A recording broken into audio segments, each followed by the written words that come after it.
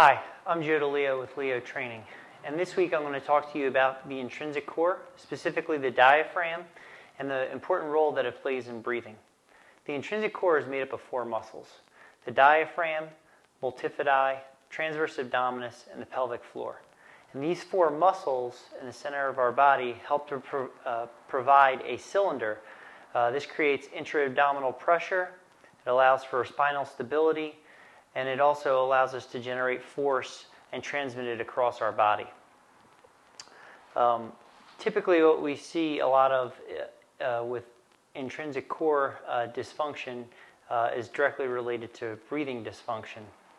And it's really important, before I go any further, to clarify the difference between breathing and respiration.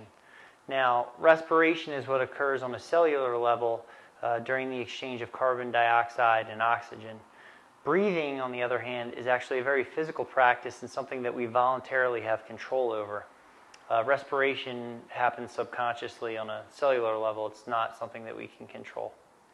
So, for anyone that has a breathing dysfunction, what you'll typically see is a lot of chest or neck breathing. It'll look something like this. So ask your client, athlete, or yourself, have them take a deep breath. If that's what you see, then you know that there's a dysfunction occurring. What you should see is movement from their belly.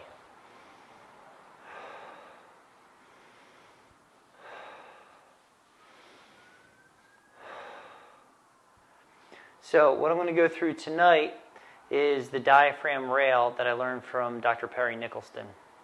And RAIL stands for Reset, Activate, Integrate, and Locomotion. So I'm going to show you the diaphragm release manually from a seated position, and then also from a side-lying position. And then from there we'll do some activation drills, and then move into integration and locomotion.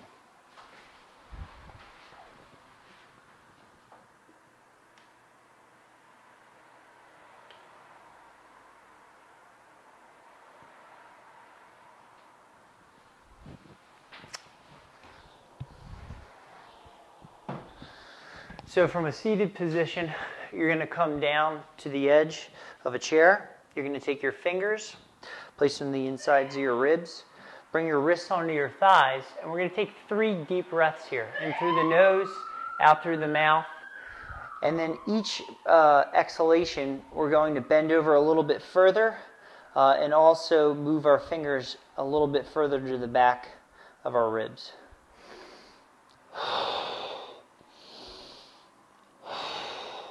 Now after this third breath, we're going to scoop down and point our fingers towards our belly button.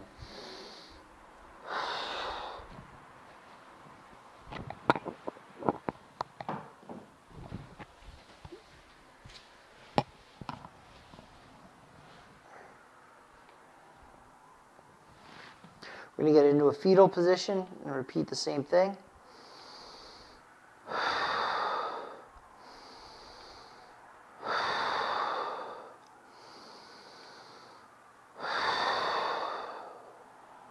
Good.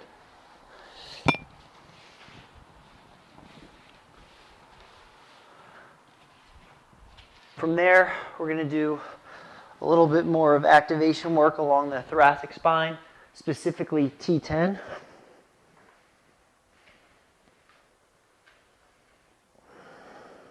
So do a couple paths rolling, and then we'll do a couple T-spine crunches.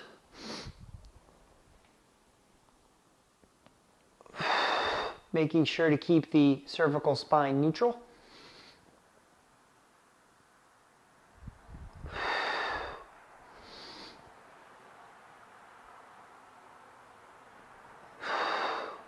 Good. And then next, we're going to rub the sternum and release the neural points along the sternum.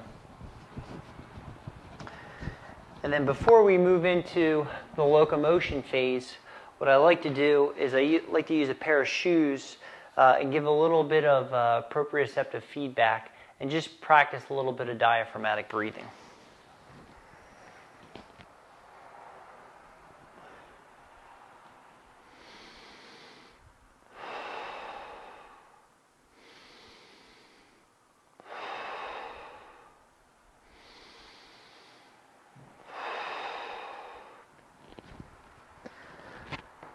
You also want to make sure that you're not only just breathing with the belly moving up and down, but it's 360 degrees. So the low back should be going into the floor, and the oblique should be going out to the sides.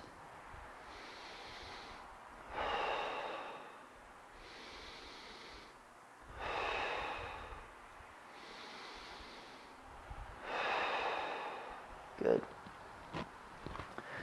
And then from there, we're going to move into rolling patterns. Now, rolling patterns are an excellent exercise to help hit the reset button on reflexive core stabilization. This is a neurodevelopmental pattern, one that we've all experienced as we were a baby. So what this helps us to do is to remember to stabilize from the core, from the center out. So instead of using our limbs to stabilize or generate force, we're going to start working on making that happen reflexively from here in the intrinsic core. So I'm going to start off laying on my back. I'm going to use each limb independently of the rest and roll from my back to my belly and my belly to my back. I'll start with my right leg.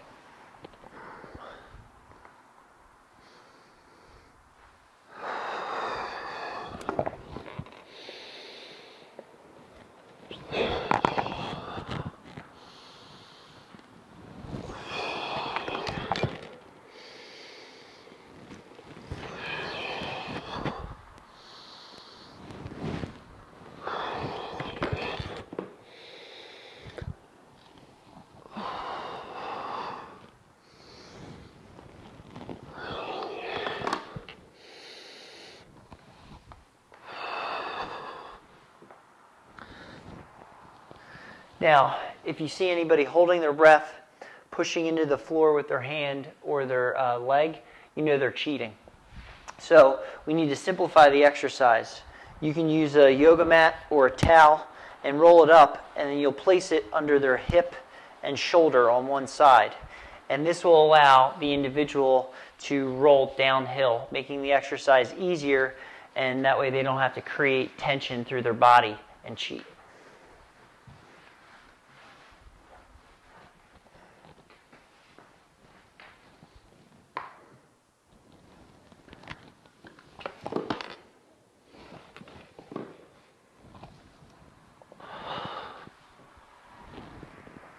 So you would go through and do each of the 4 quadrants, both arms, both legs, using the bolster if you need to.